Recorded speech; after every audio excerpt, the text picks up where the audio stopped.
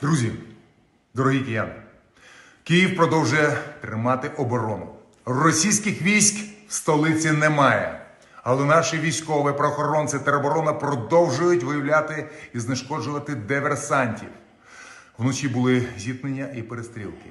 Знищили кілька великих диверсійних груп. Саме для вашої безпеки, безпеки мешканців, ми запровадили комендантську годину до завтрашнього ранку. Не виходьте, будь ласка, на вулиці. Вийти можна тільки, якщо за сигналом повітряної тривоги ви йдете в укриття. Росія обстрілює житлові квартали столиці України. Росія вбиває українців по всій Україні. У Києві від початку атаки з 24 лютого загинуло або померли 9 мирних жителів, в тому числі 1 дитина. 4 невідомих особи та 18 військових і бойців тероборони. Поранені 106 людей, з них 47 цивільних. Зокрема, 3 дітей, в тому числі 17-річний курсант. Зранку на вулиці Лаврутіна стався вибух у дворі 16-поверхового будинку. Загоріло 7 приватних автівок.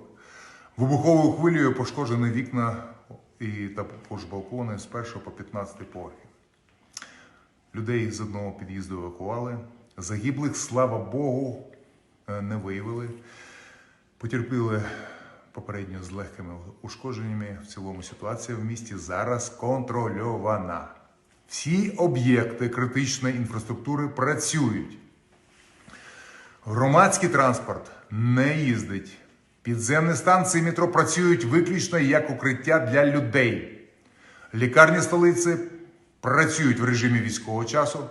Приймають як тих, хто сам звертається за екстреною допомогою, так і тих, кого привозять швидкі. На сьогодні центри переливання крові забезпечені компонентами крові.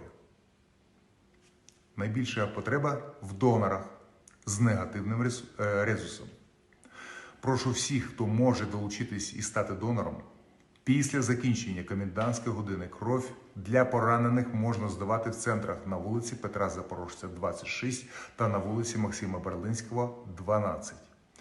Також Київ створює гуманітарний штаб для допомоги киянам, які її потребують. Зараз ми опрацьовуємо логістику і найближчим часом оприлюднено контакти для збору допомоги і волонтерів. А також інформацію про те, куди звертатись тим, кому потрібна допомога. Я прошу всіх зберігати витримку і залишатись вдома або в укриттях. Військові, поліція, Нацгвардія, тероборона і добробати захищають наше місто. Я вдячний всім киянам, бізнесу, які хочуть або вже оголосили допомогу тим, хто може в цій ситуації допомогти, аби Київ вистояв. Разом ми вистоїмо. Розуміємо, перемога буде, але буде тільки в боротьбі. Буде перемога, тому що з нами армія, з нами тероборона, з нами справедливість. З нами Україна. Слава Україні! І слава кожному, хто небайдужий, хто захищає батьківщину.